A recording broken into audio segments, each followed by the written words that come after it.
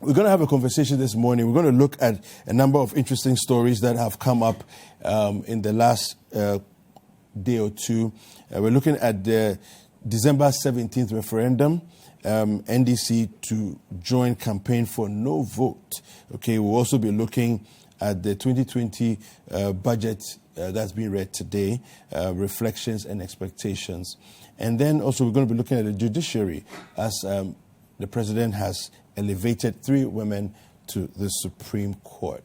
All right, so just to stay in touch with us and have a conversation with us, remember the hashtag is Breakfast Daily, and the WhatsApp line is 0550-585832 to stay in touch with us. And my guests are seated, and I have in studio Amma Frimpong, who is a government communication team member, and then also Gabriela Tetteh, who is a national communication team member for the NDC. Good morning, ladies.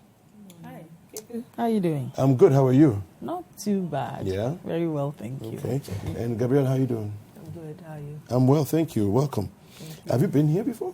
Not yet. Okay. Well, it's good to have you here then. All right, so let's begin our conversation. I want to quickly read through some stories, and then we will begin the conversation. On citynewsroom.com, vote no in December 17th referendum, NDC to Ghanaians. All right. The opposition National Democratic Congress wants Ghanaians to vote against the proposal to amend the constitution to allow political parties to participate in the district level elections. According to the NDC, when the district assembly elections are made partisan, there will be party-motivated projects and programs such as NDC Communal Labor Day and MPP Communal Labor Day, particularly in rural areas. The December 17th, 2019 referendum is to decide on the proposed amendment. A successful amendment of Article 55.3 will mean political parties will be able to sponsor candidates for the election to district assemblies or lower local government units. But at a press conference addressed by the NDC chairman, Samuel Ofusu-Ampofo, said a yes vote will open district assemblies and unit committees to the needless polarization that is MPP NDC. I want to start with you, Gabriela. Why this opposition to the amendment? I would have thought, and I have thought, that pulling in the masses at the grassroots, to engage in the democracy that we have, is a good thing, and allows them local representation in a deeper way. Why this opposition? Right. Well, thank you very much for the opportunity to be here. Our opposition to the referendum, well, we're not really opposed to the referendum, we're just opposed to certain issues that have not been addressed in the proposition. Okay. For example, this same Article 55, Clause 3, that we seek to amend, in the narrative, that proposes that political parties should be allowed to campaign at that level. There are other legislative instruments that bars political parties from using their party totem symbols. So from candidates using party symbols and totems to campaign. So if a political party is coming to sponsor an individual, and the same individual cannot use political totems to campaign, then how do you show that this is NDC's candidate and this is NPP's candidate? That's one thing. The other issue also is that on the issue of costing of the... Okay, so hold on, Gabriel. Are you saying that the article doesn't allow in total during the entire campaign period, or it doesn't allow at a certain point in the campaign period? Is it? I'm not sure because I know that in national elections, for example, national elections, we also have a point. There's a time where you can't, beyond a certain point, you can no longer show. That is not specified. That is not specified in this proposal. at the moment. Then that's really what the opposition is, because we think that there's still a lot of work that has to be done before we go for a referendum of this nature. If we're going to address an issue of costing, currently, the district assembly elections are funded by the state. So if you are going to allow political parties in, who is going to take up the cost? Already we know that party political funding is a big issue at the national level. Now, if we're going to introduce it to the district level, consider the number of people that you also have to put up for election. Who's going to bear the cost? All over the various assemblies across the country. That's huge. On the issue of institutions, if we are going to allow a breakdown of our local government system for people's representation, it's also going to come with a lot of organizational changes. We are silent on those decisions, on what the options are on that. For example, in the district assembly, when the government appoints 1/3 of the assembly members, government nominees. Now, the regional minister has to work in line with traditional authorities and stakeholders in the communities to come up with these people. So if this is now also going to be partisan, then what's the role of the chiefs in our district assembly? The people come up at the district assembly level. Well, what really is going to be their role at the moment is also not clear. Yeah, but by and large, at the district level and the unit committee level, we're looking for local representation, not necessarily to have the chiefs will still play their supervisory and their what's that? They are supposed to be non-partisan, you know. So of course, but they are stakeholders. No, yeah, they are. They are Ghanaians, you know, and they are Ghanaian leaders. So yes, they'll play their arbitration roles. They'll play their, you know, other representative roles. But how do we then not have all the? So what are you proposing? That we should fix what in order for you to say yes? We are saying that we need to have a broader stakeholder engagement. We need to look at the whole decentralization thing in totality if we want to allow partisan politics in it. But that is also going to come at a cost to us, because it's going to be like we compared it to Brexit, where they're still trying to engage with the EU Commission on what the terms of this engagement are. Are we ready to go through that long haul process? Brexit is a little bit of a stretch, because Brexit, you're talking about different countries, different nations that have different ideals and so on. This is one country. I do agree. But you see, look at our decentralization structure. You have a central government. You have a regional minister. You have a MMDCs. And then you have the committees that operate under them. Now you want to politicize MMDCs and this unit here. Here, as I mentioned earlier, you have issues of costing. Are you not just basically extending the politicization all the way down? Because it's already been politicized. It's really just an extension of politicization. That is not entirely true. Because there are some individuals who still contest on their own merits and their own strengths. Not necessarily because some party behind the scenes is lobbying for them to be engaged. There are still independent individuals who do contest. But you see, there are two things here.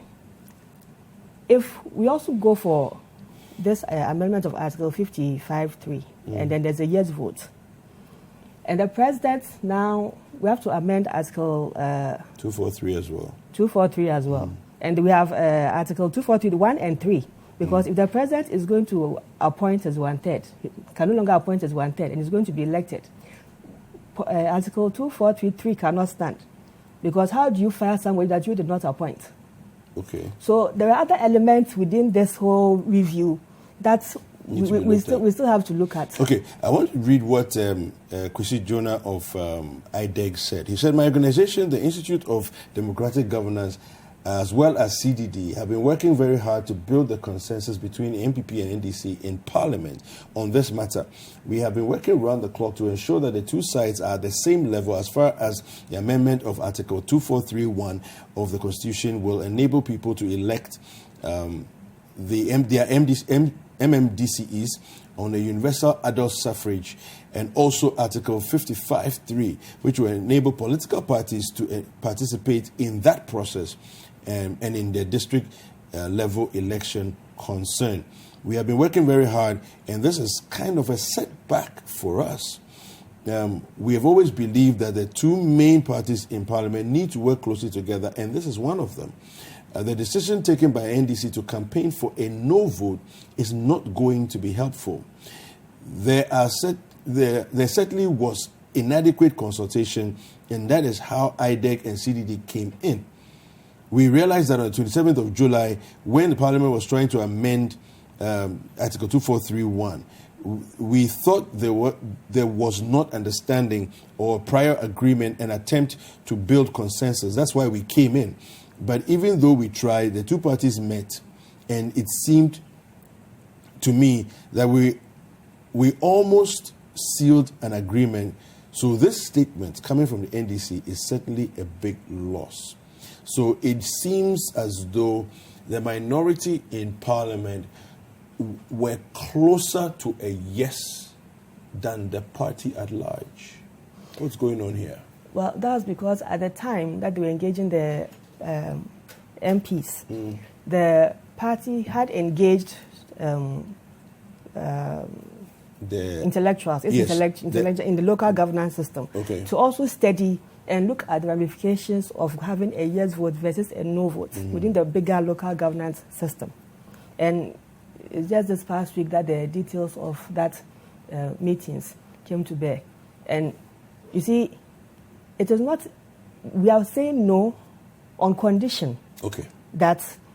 So it's a qualified no? It's a qualified no. Okay. That we have to have broader stakeholder engagement on this matter before we can actually give you the yes. Okay. Let me talk to Amma and find out from her what your president promised us this, and he's basically pushed it hard, and now we are at the point where we're barely a month and a few days away from this referendum, but the NDC is saying there's too much that is at stake, and they're not happy with. What's your response to this, and how do you meet them halfway, as it were?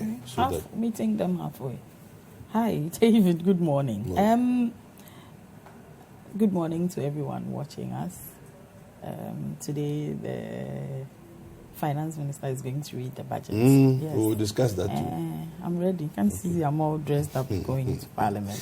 How can you meet your opposition? You know what? Yes. Sometimes when we sit down and we talk, we deliberate on how to move Ghana forward. We are not deliberating on how to move MPP and NDC forward. It's Ghana. Okay. So, when people talk, they always say for God and country. No one says for God and party. Even if you do, it's your country first. So I believe that everything that each and every one of us does is for the betterment of our country, Ghana. When IDEC, I would say kudos to them. Dr. Akwete and his team have done a lot. They've done so many stakeholder meetings, outreaches, just to encourage people to get involved. Try to get them to understand what's going to happen. What's this referendum all about? So, on one of these stakeholder meetings, they had the National Democratic Congress fully represented there by its Deputy National Youth Organizer, Mr. Eric Edemagbana. And this is what he said. Thank you, Madam Chairman, and all protocol duly observed.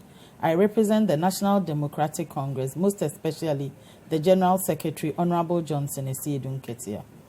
This is one of the topics, one of the few topics that both the NDC and the MPP seem to be in agreement. So I will not want to seek giggles.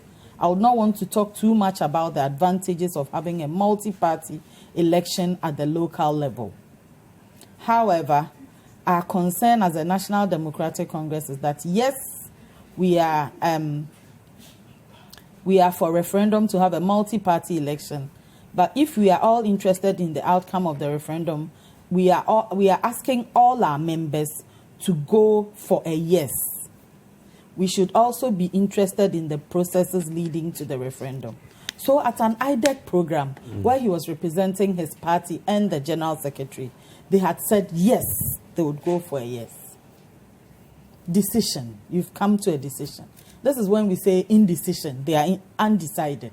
Then yesterday, the national chairman, who has been one of our major people who's worked in the local level, Honorable Samuel Fusuampofo, you can't take that away from him, apart from his, let's go and cause disaffection here and there.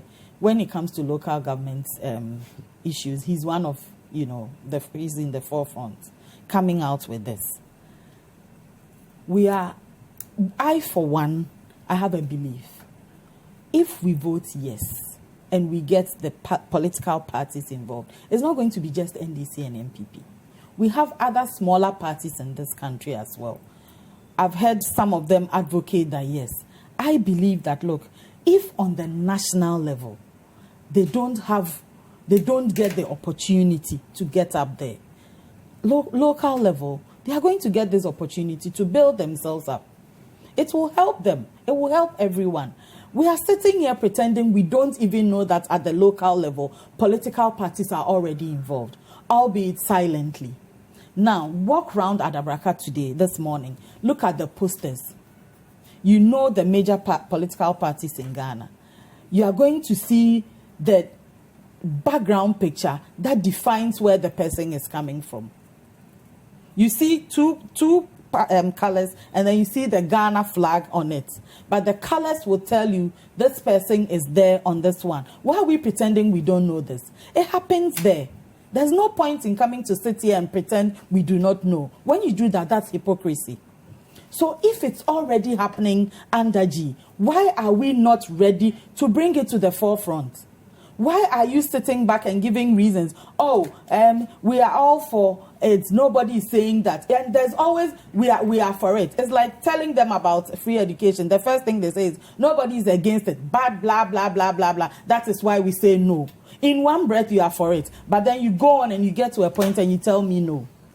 You are saying that you want the local participation, you want parties to get involved, but, it's already a polarized system. It's already polarized with NDC and MPP. Who caused that?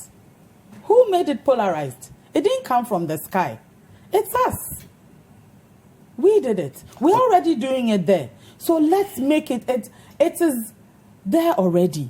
People are sponsoring. Parties are sponsoring. Already. Who said democracy is not expensive? It is. It's always been there. We know that it will cost money. But let's make the thing legal. Let's make the process legal. What's the big deal in telling us that we are giving the party to ourselves to make the process more legal? Okay. When you go on You finish. When you go on the tangent about the chiefs will not have, our chiefs have always and will always play a role, no matter what. Even now, up to the national level, we've had cases where chiefs have been called in to talk national, let alone local. They are the ones that live in the society. It's not for anything that we have a national house of chiefs. They are there at the national level. They call parties, they call civil society organizations, even when you are going for a campaign and you enter a town, the first point of call is to the chief's house or the chief's palace or the Odikro's palace. You go there, you announce your presence. Okay. You pay homage. Yeah. So using that as a way of saying the chiefs are not going to have a role to play is moot. All right. So before we continue there, I want you to respond to this. Okay. This is part of the article. 55 or 243? No. This is the news item I was reading earlier. It says more than half of Ghanaians are not aware of MMDC referendum. This is from the Afrobarometer survey. I've seen that. And it says close to 60% of Ghanaians say they're not aware there will be a referendum on December 17th.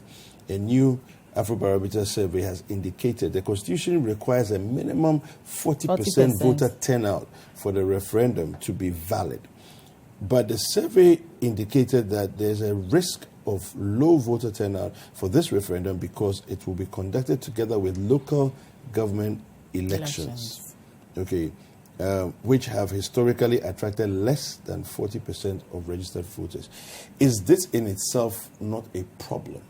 It is because, as they rightly said, a lot of people do not understand or are not even aware of it. The outreach, the publicity, the promotion. But on that score, I'll give His Excellency the President, he's been the chief advocate for every region that he's been to.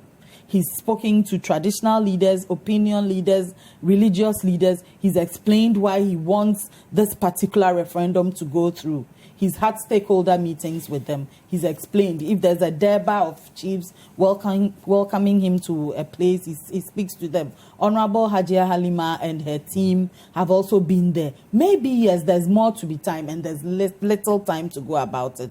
But why are we rushing into this? If the NDC has issues and then we don't even have enough Ghanaians who are going to turn out. No, we haven't rushed through it. Nobody has rushed through anything. This has always been on the table. The NDC admits that they are aware of it. They've been very much part of the process. I've just read a statement that IDEC organized the forum. They were represented. Yeah, are they saying that when the gentleman went to the program and came back, he was representing his general secretary? Well, yeah, that's fair. He must have talked to them. No, I'm referring to the low voter turnout. His name. I have for MP, Honorable Collins Dowda, advocating to his people in the Ahafo area to vote yes. He's a member of the NDC. He holds he has a constituent. He's talking to his people. Vote yes.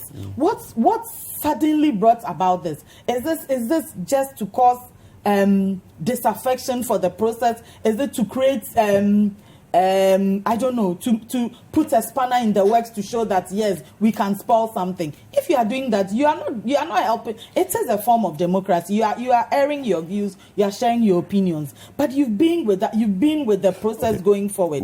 Suddenly you sat down and come back and say, oh no, I agree, but when you get there, vote no. Why? We'll come back and continue this conversation. Right. We'll come back and I'll let you have a take at it. All right. Let's take a short break. We'll come back and have a continued conversation. All right, welcome back. And Amma was giving us her thoughts, so we'll go back to her. Amma, so yes, you were saying before we went for a break, that as far as you're concerned, everything is in place, and that we should go ahead with the vote. My challenge with this is the publicity. The publicity. Why don't we give ourselves a little more time? Why are we rushing? That's why I said rushing into this. I don't think we've rushed it through, because I think that people have done their work. But I think that we are rushing into it, especially if we know that the voter turnout is likely to be low. You see, I read... We want good representation. I read something on, I think it was NCC. I'm sure it was about MCC. If I'm wrong, someone will correct me. Where it looked like a survey had shown that when it comes to local assembly elections, one of the reasons for the lower turnout was because it wasn't on partisan basis. When one of the surveys had shown that when you go down to the local assembly elections and lower voter turnout, the surprising part is it's even our local ones, where in an area all the people that live there, because the people vying for the assemblymen, men and women, come to your houses, them, you live with them. Okay. But on the day of the election, people don't even bother going, because they think it's one of those things.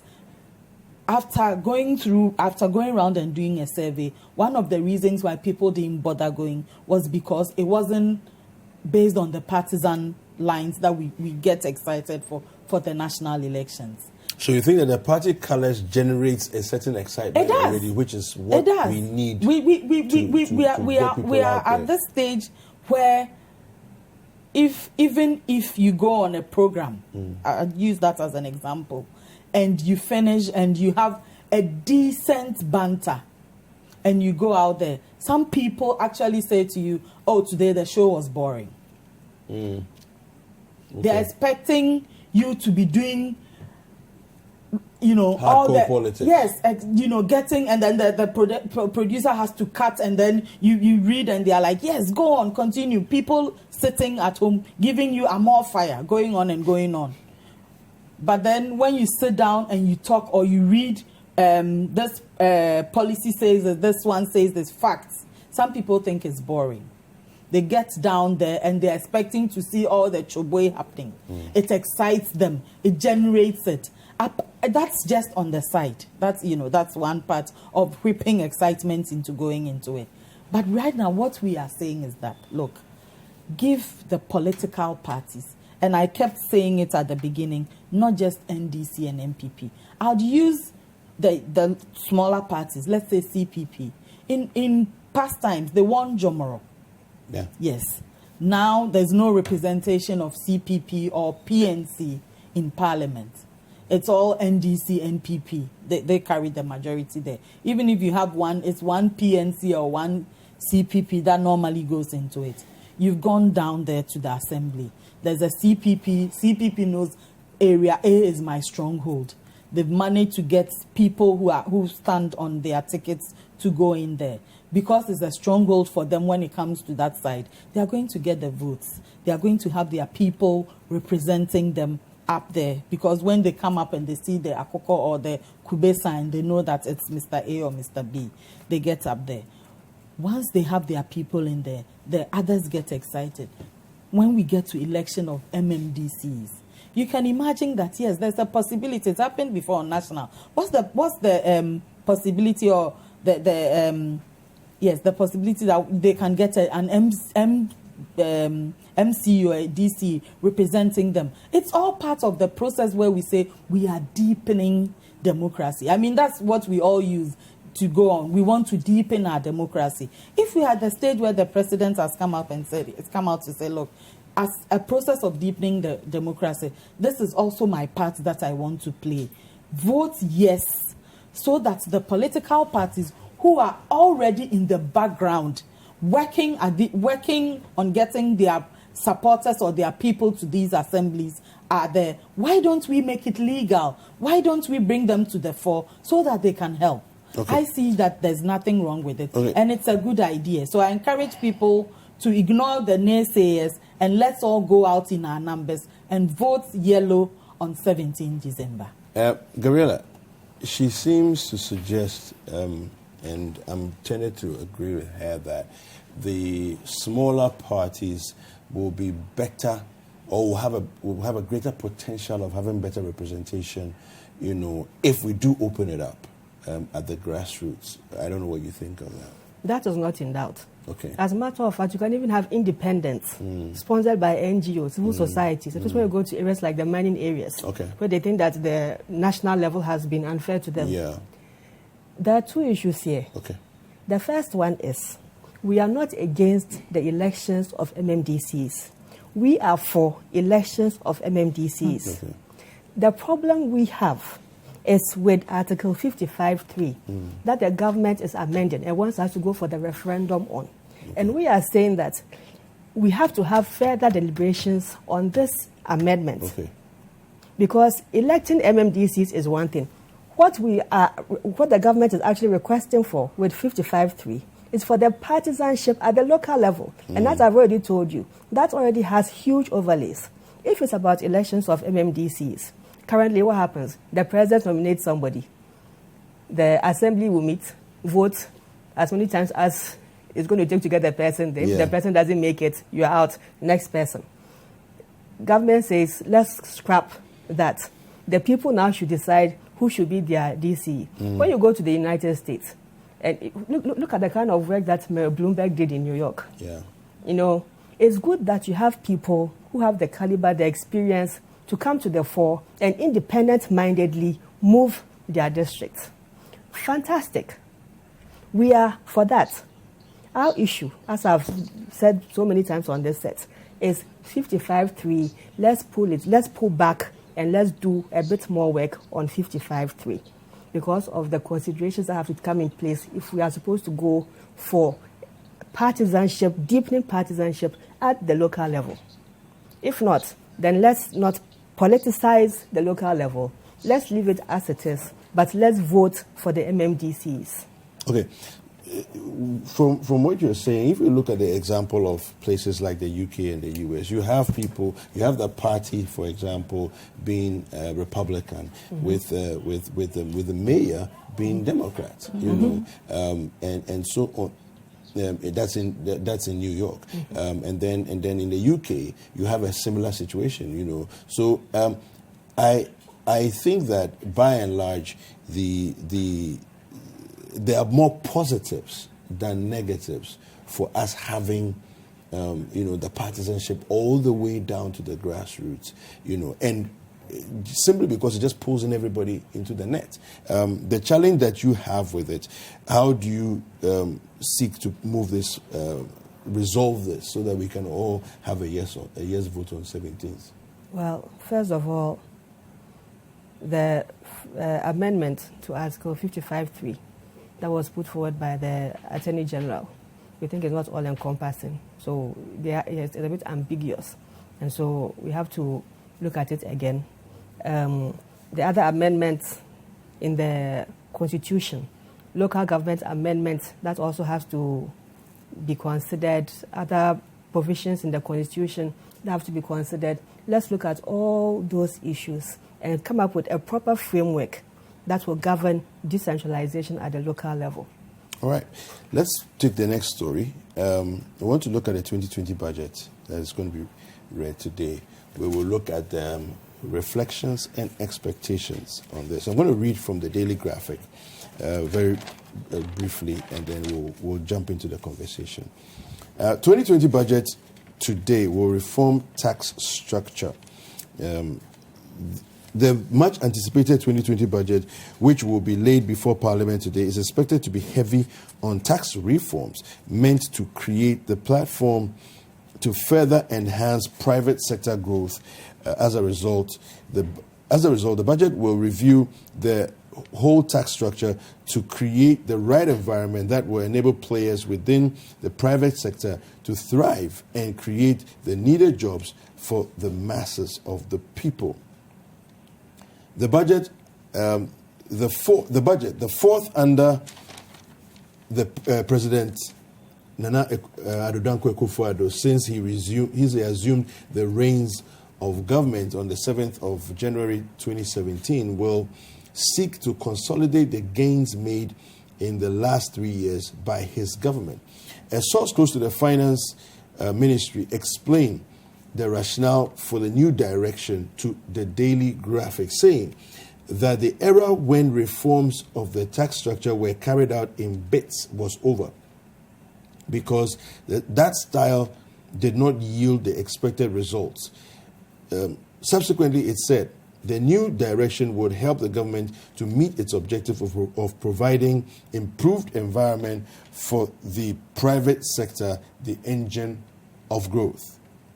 The budget statement will also seek to see the revision of the present tax exemptions regime, a regime which has cost the country about 10 billion Ghana cedis per annum averagely in the last few years. Considering the loud noise surrounding the granting of tax exemptions to companies, mostly foreign, the finance minister is expected to review some of them in order to reduce the country's over-reliance on foreign support and give meaning to the president's dream of Ghana beyond aid. Among the areas to be considered, according to the source, was a drastic review of the benchmark values policy, which halved the base of taxation for importers. The move is premised on the fact that the policy is not yielding the needed results. Domestic manufacturers have vehemently complained that the policy is counterproductive. I'm going to start with you. The budget will be read today. These are suggestions that we're going to have some pretty drastic reforms. What do you know as far as this is concerned? I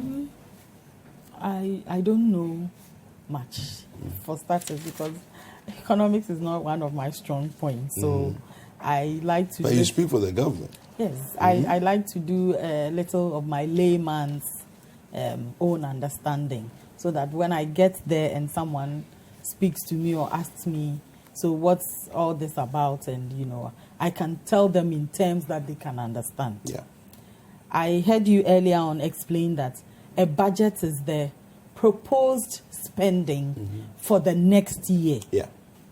So it's not in concrete that this is it. This is what we are proposing that we are going to spend. Yeah. And I know that once the minister brings it, it doesn't mean that it's been okayed. It goes through the appropriations committee. You have committees from both sides of the parliament, reading through it, going through it, deciding and approving. If he doesn't get that approval, it's moot. He can only propose to them, but at the end of the day, they have to come up and say, yes, we've agreed to it. So that's what's going to happen. Apart from telling us what he proposes or the government proposes to spend in the next year, he also has to give an account, because last year they approved a budget for him. So before he starts this one, he has to give an account of what he's done the previous year, and then where he fell short or what happened here. Even if there's any shortfall, he has to explain, or if there's any overrun, he has to explain as well. I mean, that's how I understand it. That's what happens there. Before he also starts, the budget goes on. We have what people's expectations are. Yeah. People, when you go around, you talk to people, they're expecting A or B, they're expecting this to happen. One of them was where you mentioned that domestic industries were complaining about the reduction of the benchmark values and its effect on them. Yeah. So that's a concern from a section of the society they've raised. It's very valid. If there's anything that's going to happen with that, I'm sure the finance minister will tell us when he reads the budget. What's not in doubt is that our current economic outlook is very great. We've had Ghana is projected to be one of the world's fastest growing economies. It's been said. We've had fiscal measures that have been put in place that would prevent overspending. I think that's one of the major issues people have had. In past times, we all know that the previous administration had issues with government overruns and overspending. They had a homegrown retreat at Senchi, and then the result that came out was IMF. We've been through the IMF program successfully, and I must state that this is the MPP administration. This is a full year going by reading of a budget without the IMF conditionalities. So this one, we are not being told you can't spend here or you need to cut down on this year, albeit that we are also having to be responsible as well. We don't have the IMF hanging around our neck. So it's a very good enough reason for people to be hopeful and people to be excited. 2016, before the exit of the previous administration, the deficit of our GDP was 6.5. As at 2018, it went down to 3.9. As at quarter 2 of 2019, we had brought it down to 4.5. So you can see that from 2016, we've had measures that are controlling issues that took us into overrun. We've also had institutional measures. The Fiscal Responsibility Act, the Fiscal Council, the Financial Stability Council, the Economic Policy Coordinating Council. These are all measures that have been put in place to ensure. I mean, I know that there's one law that was passed and Parliament approved it that says that if for any reason the finance minister goes over a certain threshold, he will be hauled to Parliament. They are going to find out from him, Mr. Oforiatta, this is where we are. There's a law that gives us this. Why have you gone over it? You do not have to. You have to stay within it. It's all part of ensuring that we do not go overboard. Yeah. We do not overspend. Yes, at times overspending happens. Let's take one issue that has caused a lot of talk. the financial sector cleanup. Government spends billions of money, or the Bank of Ghana has spent billions of money that was not even planned. It is an unplanned, it's a contingency. It wasn't part of it, but it happened. We had to, ensure that people's hard-earned money was not just thrown away like that. There have been processes that have gone on. Just on Friday, the fund managers, we heard of that one too, where SEC revoked their license. Yeah. I was reading an article where somebody was trying to explain the little difference between the fund managers issue and the bank issues.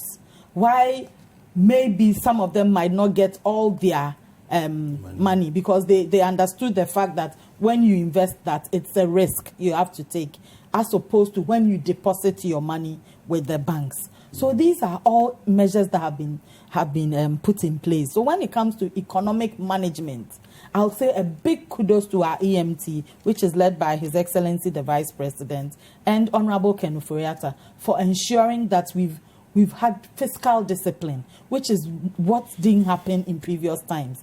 We have people saying that, when it comes to real GDP growth, we haven't done much. In 2011, just after Professor Mills, may his soul rest in peace, if you look at the real GDP growth in 2011, it shot up to 14%. That was including oil. It went up to that. By 2016, it gone down to 3.4% with the same oil. These are facts. Go to the Ghana Statistical Service website and pull them out. You'd see all this. What happened between 2011 and 2016? Okay. Mismanagement. So we are a responsible government. We have managed the economy, and we are going to focus. Our focus is on improving the lives of the ordinary Ghanaians. All right. Okay. Gabriela, what are your reflections on what we can expect from the budget today? Do you have hope? Yes or no. Okay. Yes, because some of the issues that they are going to address, like the issue of incentives, is a big problem. I mean, we run a lot of monies that could otherwise have stayed in Ghana. Incentives for foreign companies? Foreign companies. Yeah, okay. Monies that could have otherwise stayed in Ghana, we'll send them out. And when we are repatriating these funds, they go as foreign currency. So definitely it has a toll on the Citi. Yeah. Usually when companies are coming, we put in all these nice things to attract them to come to Ghana with the hope that there's going to be some knowledge transfer. End of the day, you're going to have probably a manufacturing plant that is going to have a 100% local labor force. You produce for local markets, blah, blah, blah, blah, blah. But most often than not, it doesn't always end up like that because they do make huge profits. And as I said, everything is repatriated, whether it's in the mines, it's in the oil sector, it's in manufacturing. So it's a good policy that they want to review this policy. On the issue of, where do I even start from? I have a whole lot of things that, on energy, and I just want to focus on LPG gas. This government has a program to try and increase the usage of LPGs in homes. But yet the tax element on LPG counters that policy. So it's rather made LPG more expensive. A 15-cylinder is now going for about 90 cedis. Yeah. So it's making those at the mass market, those who you call lower income, lower middle income, they are opting back to charcoal and firewood, which defeats the whole purpose of us wanting to go big on LPG. So on that, I want to see some variations to that thing. On utilities, if we are going to support private sector, a lot borders on issues of labor costs and utilities. So, oh goodness. On utilities.